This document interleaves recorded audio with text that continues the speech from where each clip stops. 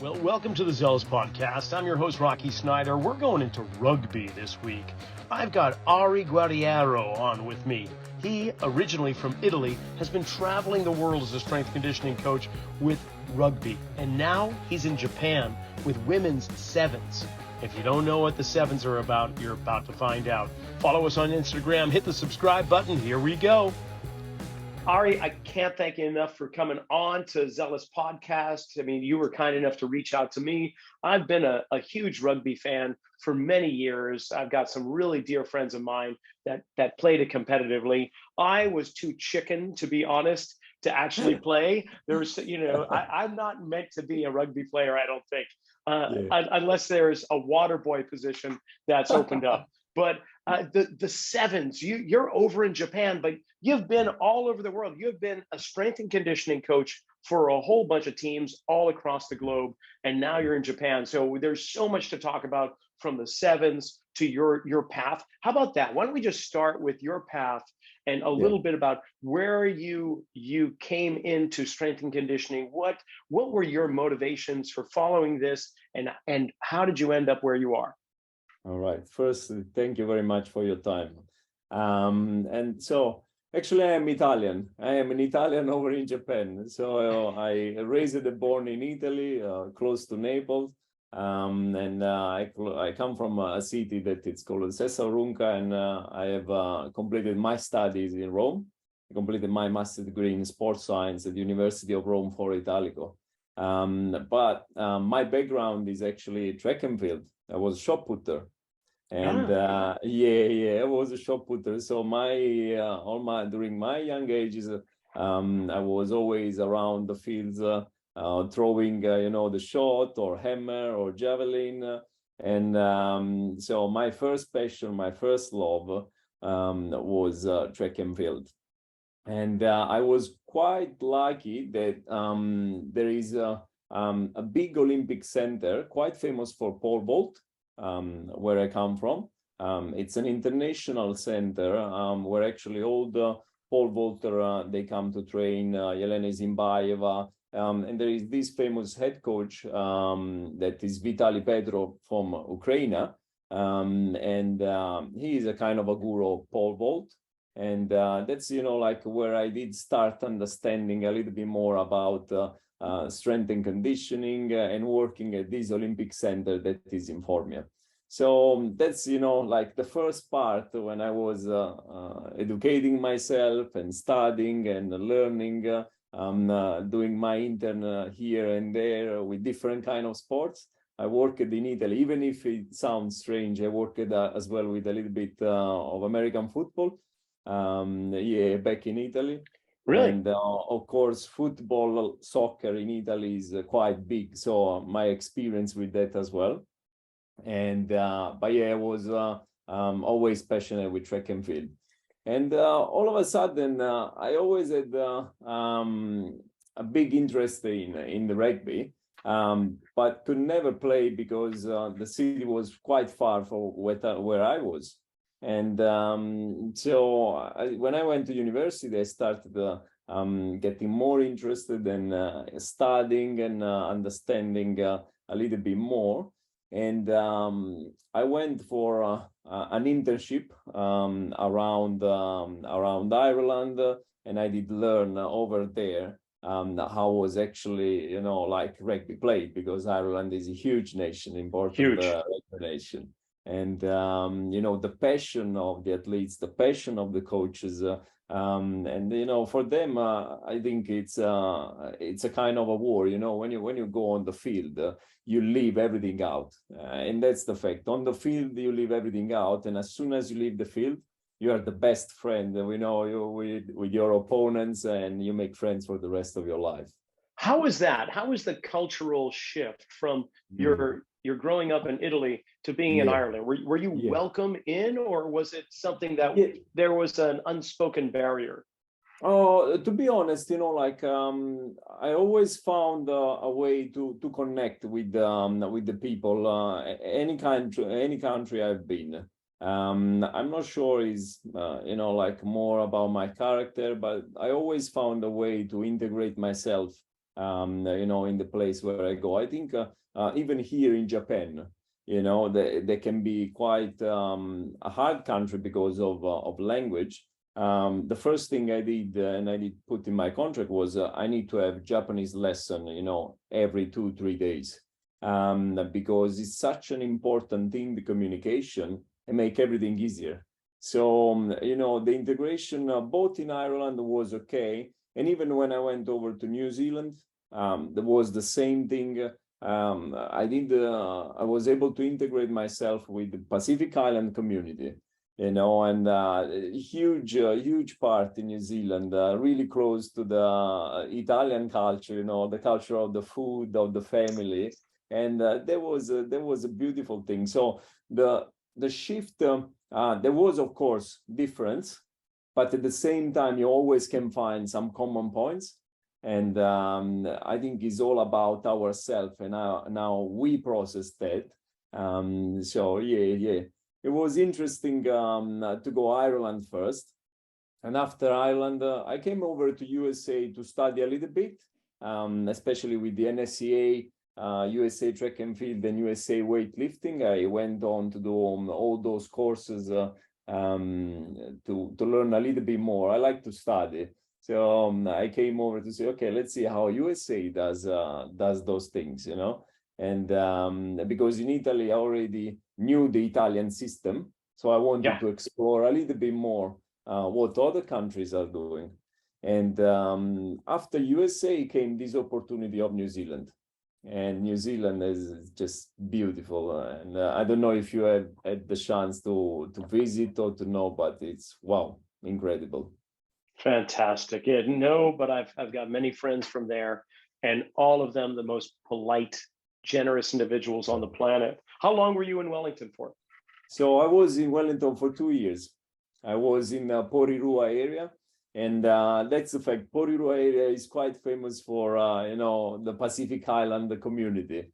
So I had the chance, to work with Samoans, with the Tongans, with the Fijians. And that's fantastic. They are beautiful athletes. They're just incredible athletes. But they're enormous too, aren't they? Just super sized, though. How that must be just amazing to work with humans of that magnitude. Yeah. With them, probably one of the most important component is the mental aspect. Probably being able to find the key to turn them on, because they are naturally they are gifted. They are fast, they are strong, really powerful athlete. And because they live in New Zealand, they breathe in rugby, and so they have an understanding of the game that in other countries you don't have it. And as much as we can try to compensate with the athletic ability in some other countries, for them is always going to be natural and easier. And but strength and conditioning side, for example, a big focus is for them to lose weight. Most of the time the problem with being overweight or accumulate fats, and that was one of the points we had to work when I was there. But in Wellington area, it's quite windy, so most of the Pacific Island athletes, they like swimming, they like to go fishing, and that's one way for them to stay active as well and connected with where they come from.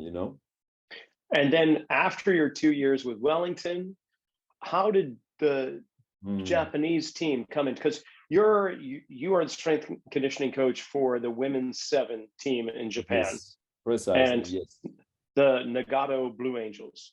Yes. That's okay. The one. And how did you land that position? So when I was in New Zealand, I was working with the New Zealand Sports Academy. Once I finished over there, actually, I did move over to Brazil. So before Japan, I went over to Brazil, and I did work over in Brazil for 7 years. And I lived in São Paulo area for 7 years. I did take the woman team over there, the 7th woman team, for the two Olympic Games of Rio and Tokyo 2020. After that was 2021.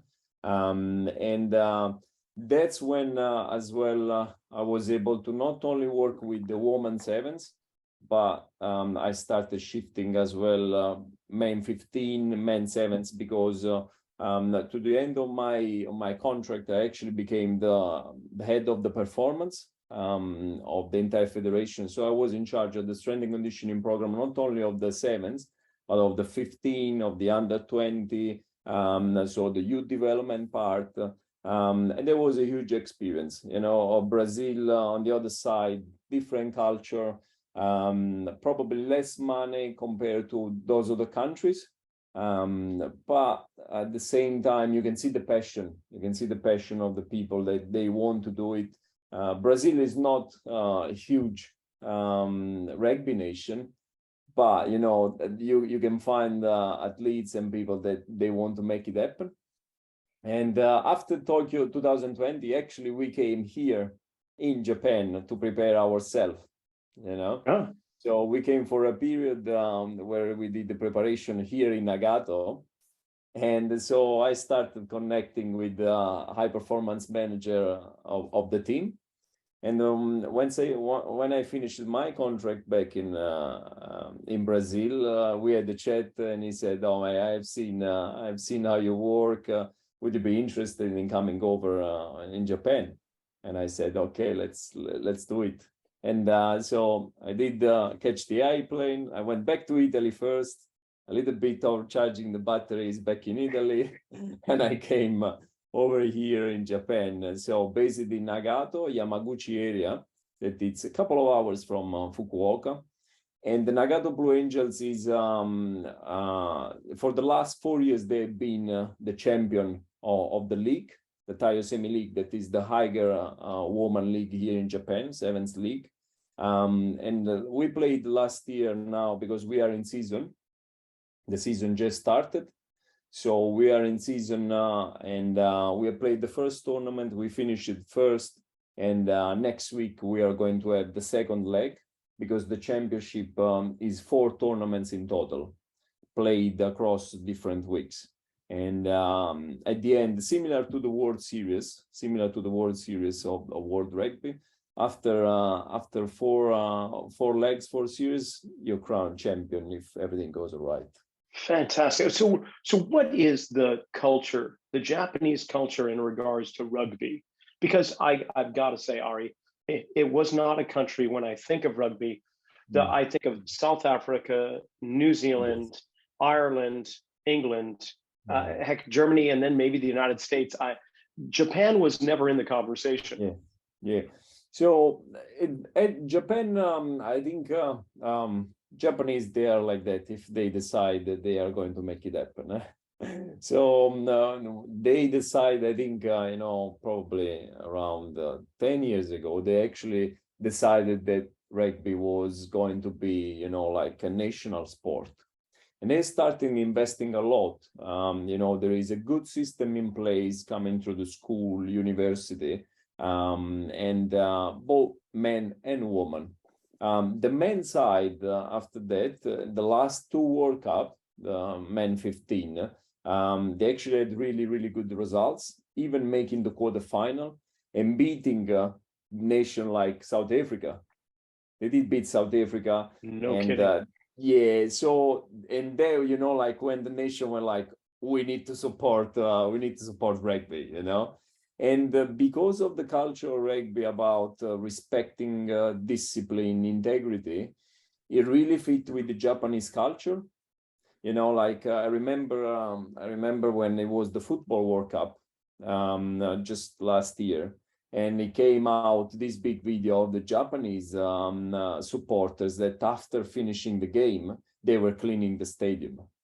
This is something that it's normal here. Everyone does it, It's just part of the culture of respecting each other, respecting the place where you live. And that kind of culture really fit in the rugby community as well, of respecting, leave the place better than when you actually arrive. And so Japan is now is a rugby nation. I think has been even promoted to tier 1 nation that are, like the top tier in the world. Wow. This is the men 15 side. While the woman side, the 15 team did play in the World Cup, and the 7th team is on the World Series. So it's on the maximum league of the competition rugby sevens. And we have 6 players of the national team that are actually in our club. So Wow. quite a lot of players that come from our club and they are part of the national team. Yes.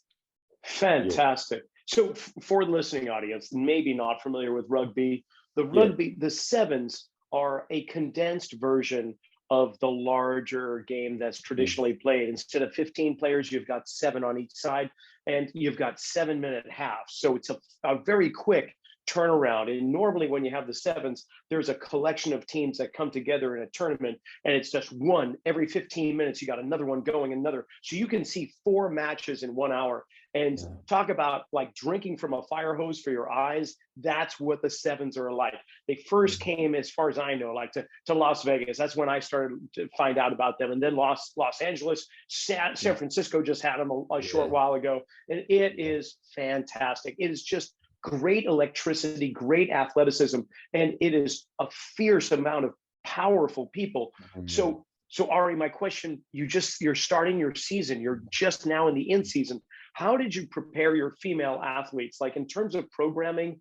But if you could be somewhat specific, are there lifts that you went to? Are there components that you needed to get through, say, leading up to the month before the season began?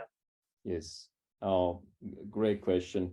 As you said, probably the first point where I always start is the analysis of the sport. Like as you said, the competition is usually played on 2 days or 3 days, and in total 6 matches, because you usually have 3 matches in the pool, and after that you have quarterfinal, semi-final, and final. So 6 matches. Now some formats are played on 2 days, so three games, or some other format on 3 days, so you play 2 games. So probably that's the first point, how the game is played. One game is 14 minutes, as you said, so 7 minutes, 2 minutes break, 7 minutes, and 7 players on the field. So the field is the same size of the 15, and that's already, you as soon as you see it, you say, wow, you're just 7 players that they actually have to cover the entire field. And that one is a big demand, on the energy system. Wow, like that's why I think sevens compared to the 15, you really have a big component of athleticism. Because if you are not fit, if you are not fast, if you are not powerful, as you said, you will never be able to make it. Because in 15, let's say you can hide a little bit because of, like the numbers of the players, but on the 7 is mainly 1-on-1. You cannot hide. Yeah, and now in terms of substitution too, correct me if I'm wrong, you can only substitute in 5 players during the match, right? That's the one. Yeah. So, and as well, like depending the league, some of the rules change, but it's something like that. And, it's really brutal sport. It's brutal sport. In the past, it was played, let's say, as a summer sport for the 15, but now it's specialized too much that you have to be a rugby sevens player. Now I go back to your question about the preparation. We had quite a long preseason. We started in February. Okay, so we went February, March, April, May, and after that in June, now like end of May, we started playing. So we had big preparation. Is that common? 4 months of preseason? Is that a common amount? So like usually what happened on the World Series, you start playing, for example, in December, and your preparation start around August, September, October, November, because after that you have a really, really long season that goes from December all the way to June. While here, no, our season is going to be just 2 months. But this time we wanted to do everything right, because last year we fell short in the final.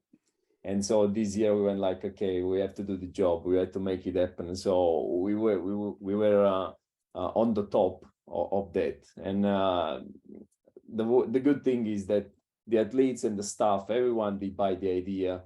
And we went really, really hard on our season, on our preseason preparation. Now, like the component that I like to stimulate in the program are different ones. As I said to you, I always go back to the game, because sometimes one of the disconnection that you can find in the strength and conditioning coaches, that they talk about power, they talk about strength, they talk about speed, but they do not relate to the game. And they become a strength and conditioning, like one area, and after that you say, okay, but now we need to go to the field. And there is that part that is missing between the two things, the two areas, the two aspects. And one of the things that I have tried to do from the beginning here is always trying to transfer what we are doing in the gym on the field. We are quite lucky to have a big indoor green room, okay? With the synthetic ground, and like the good thing is that from the gym we can just go over, and so most of the lifting that we do after that, we were able to transfer power and speed straight on the field. And that's, for me, that's the dream. That's the best thing that I think a strength and conditioning can have. Have the gym close to the field, and after that you do some heavy lifting. After that, you transfer that straight into power exercise, contrast, complex training. That's big component of how I as well plan my training in the gym. And does it flow back and forth from the weight room to the pitch and back to the weight room to the pitch? So it's almost like a circuit style. We're going to do lifts, and then I need you. And then we go. Yeah, it's not always like that. It's not always like that. I mean, like especially now closer to the competition, to the in season, that one become more and more important. Of course, at the beginning of the preparation, most of the work was done mainly in the gym, in a separate contest. But now that we are close to the competition, that is the kind of flow. For example, here now it's 8 o'clock, and I'm going to have a session at 9:30, and we are going to have a power session in the gym, and after that we'll go straight into resisted speed, straight after. That's probably the good thing. And our players were quite superior during this weekend when we played, dominant both physically and mentally, because we really challenged them. Now the other component, as we said, because just 7 players playing on the field, you really need to have, big, huge aerobic capacity. But at the same time, you have to be able to complete a sprint, complete an high intensity action with short recovery. So the energy system that are actually stimulated in Rugby Sevens are all of them, it's a huge mix of stimulation of the energy system. And one of the things that I try to replicate in the training environment is to stress the player, to be able to face the worst case scenario, like the unexpected, the situation where they have to complete one tackle, less than 10 seconds rest, and after that they have to complete a sprint, complete a try, they have to be ready for a kickoff. And trying to create those situations where the athlete is both mentally and physically stressed, that when it's going to happen on the field, they will be ready for that. Wow. Yeah. That sounds fantastic. Yeah. So when it comes to your power movements, those the lifts or exercises you select, we're talking about grappling. We're talking about tackling. And we're not Yes. talking about grabbing a bar. Yeah. So I'm imagining that you do a good deal of medicine ball or sandbags that are just, yeah, hard to grab or undulating That's or the one. shifting. Is that along this what you do? Precisely. Like now it always depends the athletes. Depend the kind of athletes I have, because I like.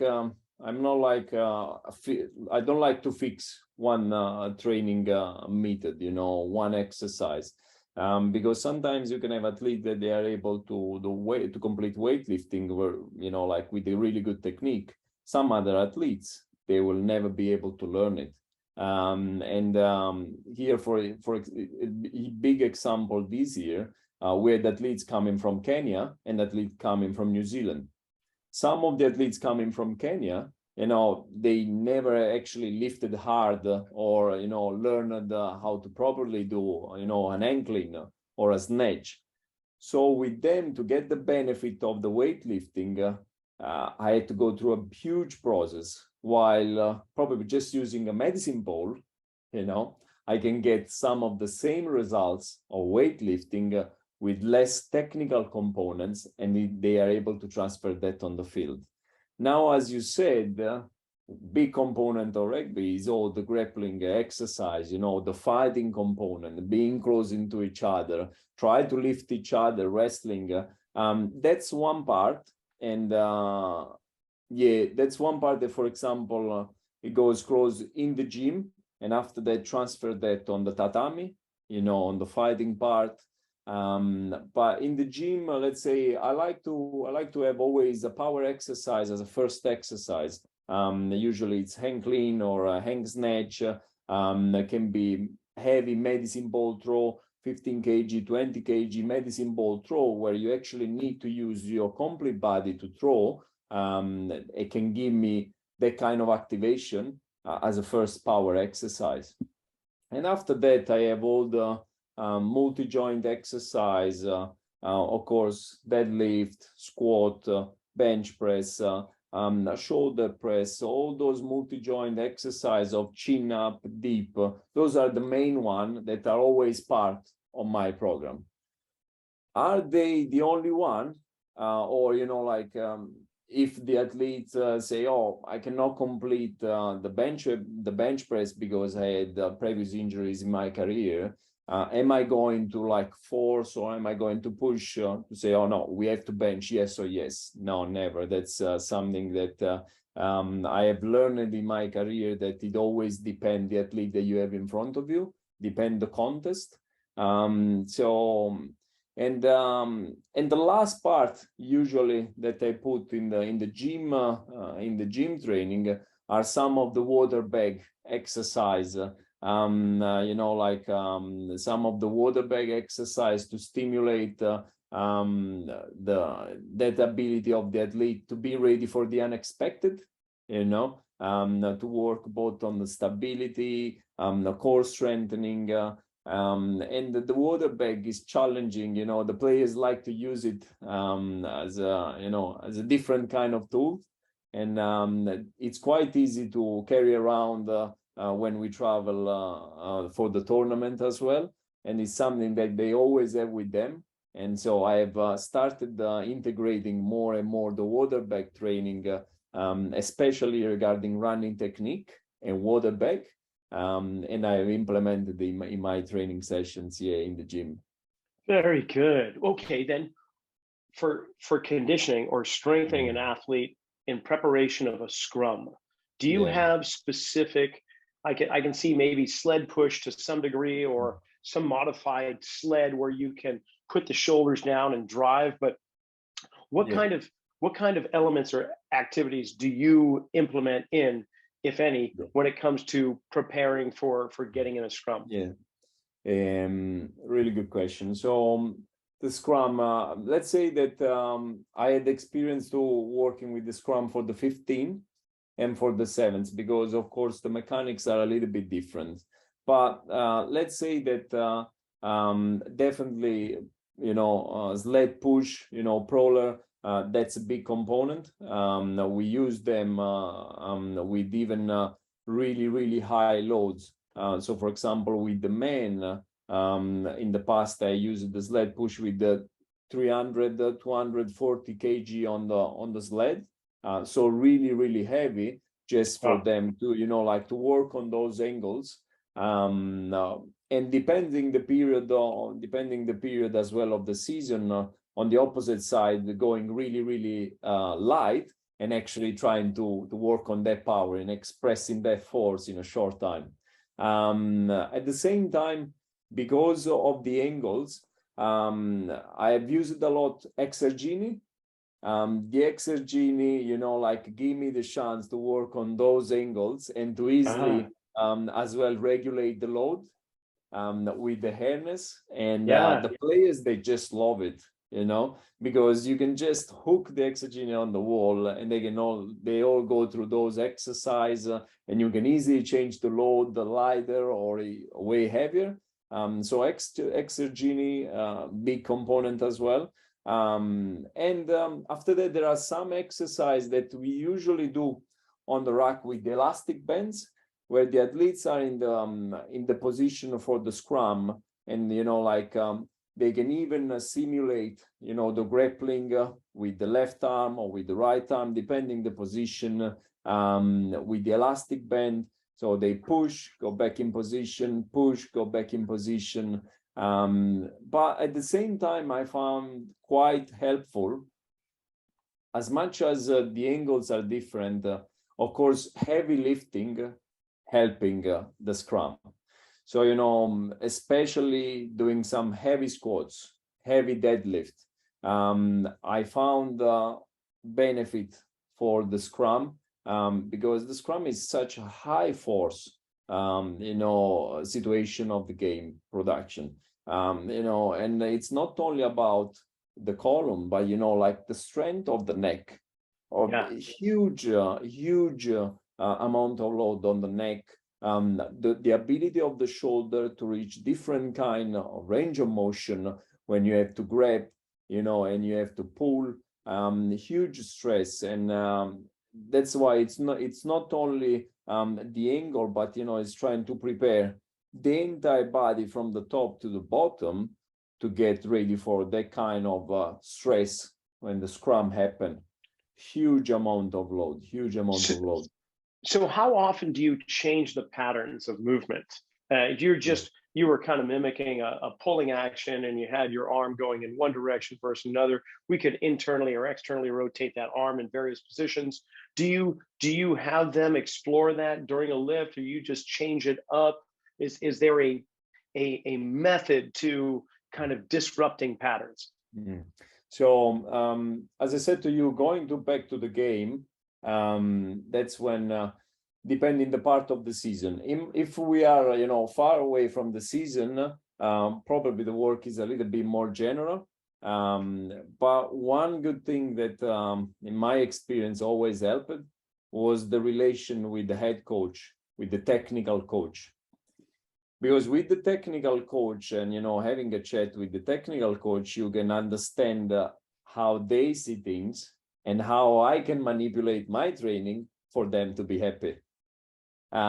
So I usually like to work really, really close to the head coach, because maybe the head coach, during the first period of the season, he's avoiding a lot of work on scrum, while, when we get closer, he may increase that component. Now in the gym, I like to, especially if they are, because the position, depend the position. The forwards are the one that usually play in the scrum, and they are the one that need to go through this kind of training. So the forward, that are usually the biggest players, the huge one on the field, they go through that kind of a training, even during the early phase of the season, twice per week, when when you get closer, that part can go higher and higher. And in the gym, I like to change those components every 3 weeks, And so on a 3-week base, change those components. But on the technical side, that's different because usually technical part, they have to execute on the field anyway. There will always be some components of 1-versus-1 scrum, or 1-versus-1 fighting on the field. Those are as well some components that we use to help the athlete to get, better conditioning, because sometimes we need to avoid a lot of loads on the legs, big volume of running. So especially with those forwards that they are 140 kg, 130 kg, big volume of runnings are not possible. So the fighting component, it become a really, really interesting tool to use it instead of a lot of running. Now with the woman and with the sevens, that's a little bit different. With the woman, probably the problem that you face, and this is something that still need to be explored, is how the training can be regulated based on the period, on the menstrual cycle. And that's quite this interesting aspect. In terms of testosterone level or hormonal changes, is that what you're talking about? Yeah. Yeah. And so how can you tap into more strength components based on where they are in their cycle? Yeah. But that's really, really hard. And that's something that I've been trying to do a lot because I've worked with women for a while. But in team sports, I think it's quite hard. You need to have a really, really good program in place. You need to have the appropriate staff that understand how that aspect work. And because, it's such a complex component about hormones that you cannot control and affect, of course, the training. So with the woman, we always need to be careful what part of the period they are, we need to be careful what kind of stimulus we are giving them, the volume that we are going to use, because sometimes that perception change all of a sudden just like that, because of the variation of the hormones. And even if you think about on a RPE scale, we planned as a coach a session that on the RPE is maybe, just 4 or 5, and all of a sudden they give you an 8, 9. You're like, oh, whoa. What is happening? Wow, is happening that? That was expected a lower perception, and you're giving me an 8, 9. There must be something that we need to check. And it can be just that, and that's the complex part. That's why I like to work a lot with the woman, because with the men, everything is like, smooth. The men, they go, you say, we need to go A, B, C. Really simple, let's do it. With the woman, it's quite complex and challenging every day. So that's the good part that I like it. And how many athletes are on the squad, on the team? So we have 21 at the moment, but the team that travel is usually 14. And of those athletes, how many are Japanese nationals compared to foreign athletes? So at the moment we have 7 players that are national team players, between 8 players between the national team of Japan of 7s and 15, because they both play both codes. Mm-hmm. And after that, we have another 6 foreigners. They come and they are contracted just for the season. And as I said to you, that's the other part, from different parts of the world. So we have athletes from Kenya, from New Zealand, from Netherlands, from Brazil. So different, from Canada. So different athletes with different experience and background. And that's the challenging part as well of the preseason and the preparation. You have such a different background and culture, is that it's hard to fix just one training kind of a method. I almost like, all right, what did you do in your experience? What is your background as an athlete? And after that, based on that, we try to adjust our preparation based on their background, because maybe here in Japan, it's all about big volume of training, hard session all the time. while sometimes for those foreigners athletes, they come from a different background of training, and like maybe shorter session but high intensity running, and maybe the focus is more on speed than actually on the aerobic part. And the interesting and the ability is how adjusting that to make everyone to perform at the same time with different background and expectation. So that's an interesting part as well. Yes, yeah, I would say so. Now, what are the most common injury sites when it comes to rugby? What are you dealing with? So of course you have ACL. ACL, that's unfortunately is one of the biggest injuries, and quite long as well rehab process. So ACL is one of the most common one. Because of the nature of the contact of the sport, unfortunately a lot of injuries to the neck and the concussion as well. That's a big component that as well World Rugby is working a lot on that, because compared to American football, for example, you play without protections. Yes. So you really need to work on your tackling technique to avoid injuries and concussions. Yeah. After that, in line probably is shoulder dislocation, and the last one, but this one is changing and is getting better and better, is just broken ankle. These kind of injuries in the past, I think, were most common, especially on the woman's side. I think because there was not a good management of the load. So there were a lot of players, women players, that had that kind of injury, while now it's getting better, but the most common one that we have to deal is ACL injury, especially with the woman. So how do you do so we'll call it bulletproofing. How do you make it more resilient so that the ACL doesn't take the brunt? Do you have certain kind of approaches, movements, protocols in place? Yeah, so I go back to the point that I like to work with the head coach. So, I go back to the head coach and say, how you want to play the game, And if I understand that the coach, really like fast athletes or a lot of stepping, that's when I go back and I change my program. I like to do a lot of work in the gym, plyometric exercise with big emphasis on the eccentric component.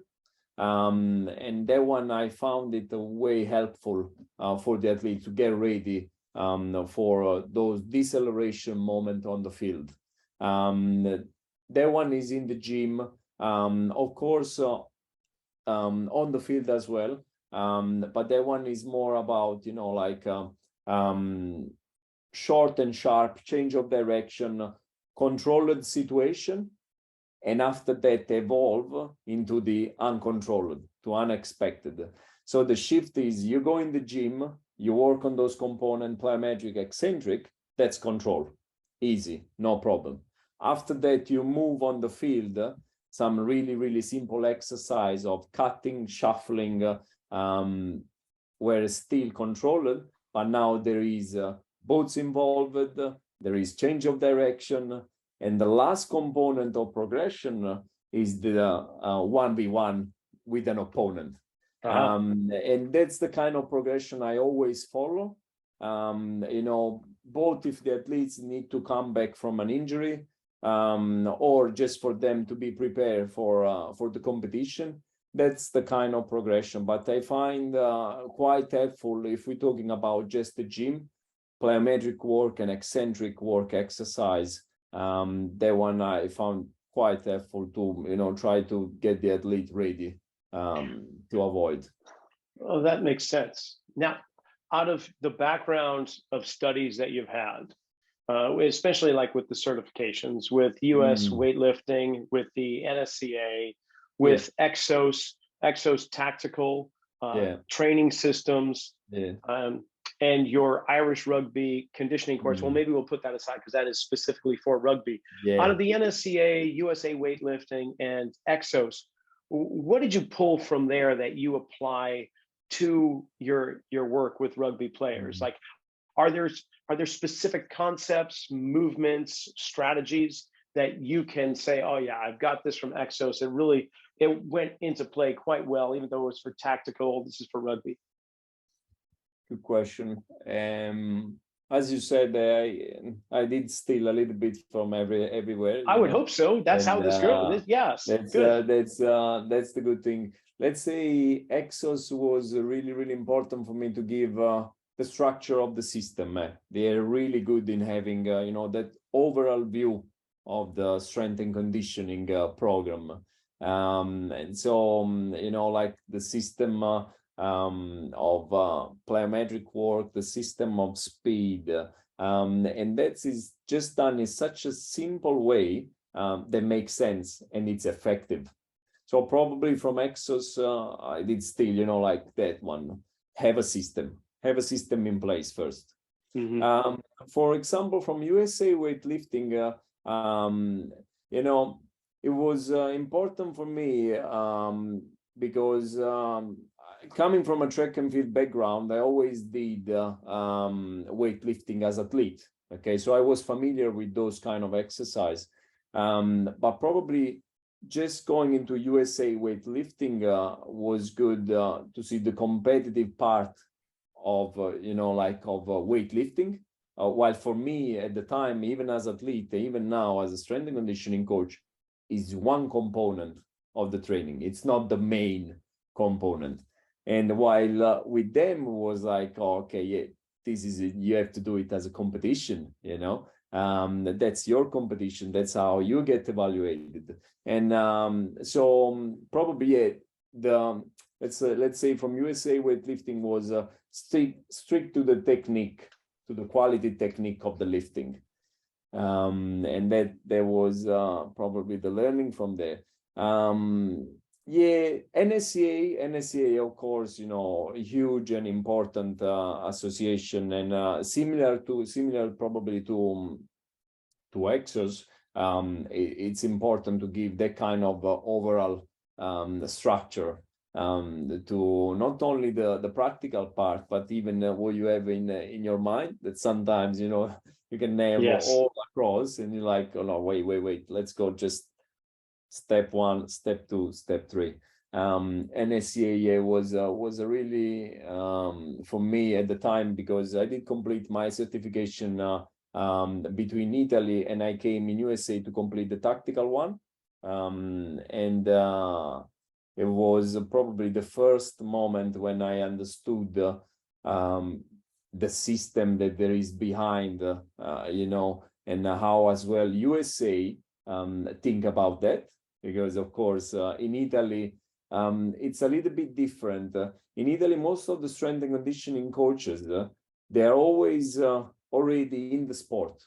I am a football player, and I will shift into strength and conditioning. So I already come from that kind of environment. It's really hard that, for example, as a football player, and I become S&C coach and for rugby, I usually stick to the same kind of environment. While in USA, that's the beautiful thing. You have different specialists that they come from different background, that they work with different sports, and that's positive, huge. It's incredible, because my background maybe in track and field, now I can apply a lot of things in rugby. I imagine, yes. Different kind of benefits. So yeah. Back to the Blue Angels. You're in season now.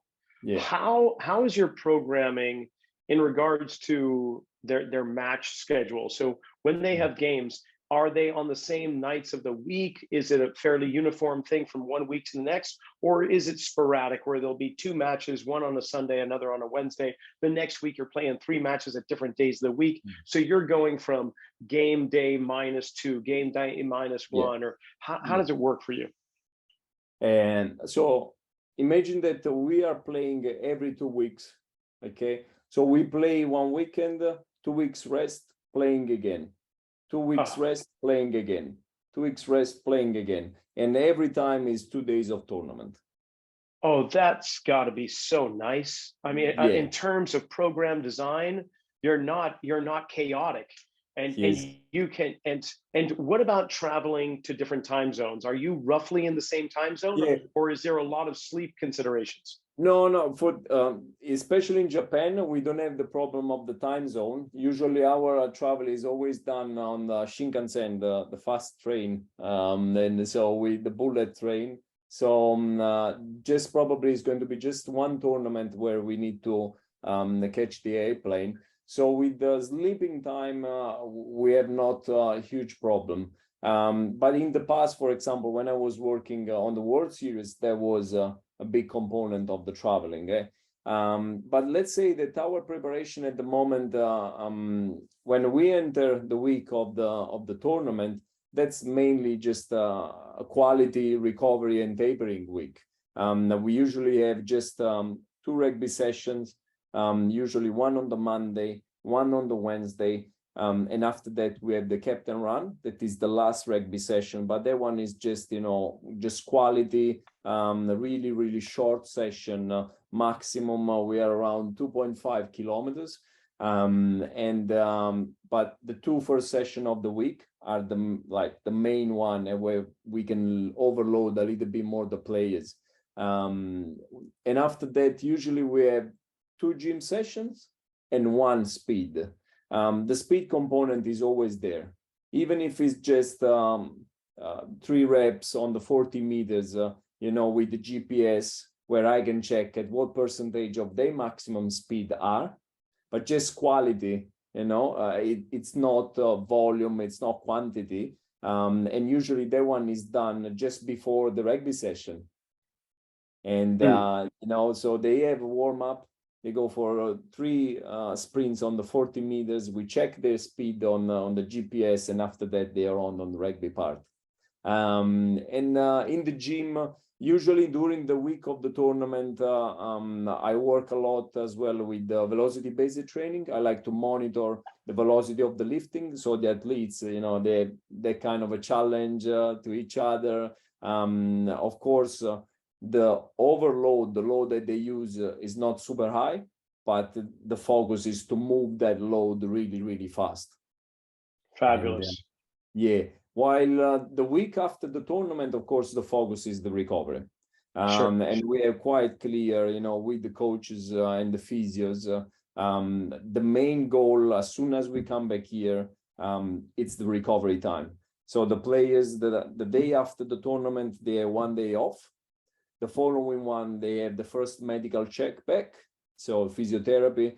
And that's when some players, they have the options to complete some extra training if they want. Otherwise, they can have another day of rest, and they will just take part to a pool session. And that one is quite just a flash, pool session, recovery, stretching, focus on the breathing. After that, we go for our tournament review. On the Wednesday, it's the first gym session. The first gym session back. We see how they move in the gym. We see if there is any problem. So you can start having a chat, how everyone is feeling. The Thursday one, first field session. And that's when we start increasing again the load back. Still not huge overload, but, you start exploring about, how was the weekend, if there are some components that we have to work for the last session of the week before we get into the tournament week again. And on Friday, again, gym and speed. And the last one is on the Saturday, where we have a huge rugby session. That's when we overload them again. The Sunday is recovery, and on Monday we go again. Wow. Yeah, it's so nice to have that system, like you say, and to have a constant frequency of matches over the course of that time. Wow. Yeah. Well, the time has flown by, Ari. I can't believe it.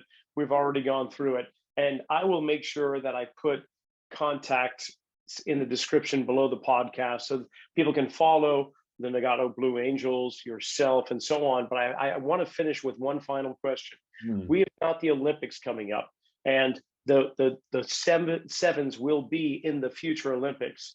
If the national team for Japan, the Olympic team, calls you up, the same week the Italian team calls you up, and they want you to come to the Olympics, and is that's going to be a tough decision? Do you have an answer to that? That's a tough decision. That's a really, really tough decision. Well, maybe you can answer it when that time comes. I don't want to put you on a spot. Thank you very much. This has been really a treat. I love talking rugby. I love talking strength conditioning, and you blended the two quite well together. So thank you so much for coming on. Thank you very much. Thank you very much for your time. And again, beautiful and great service to the strength and conditioning coaches, your podcast. So thank you very much for your time. You got it. And that's it for the Zealous Podcast. Man, that was a fun conversation that flew by real fast.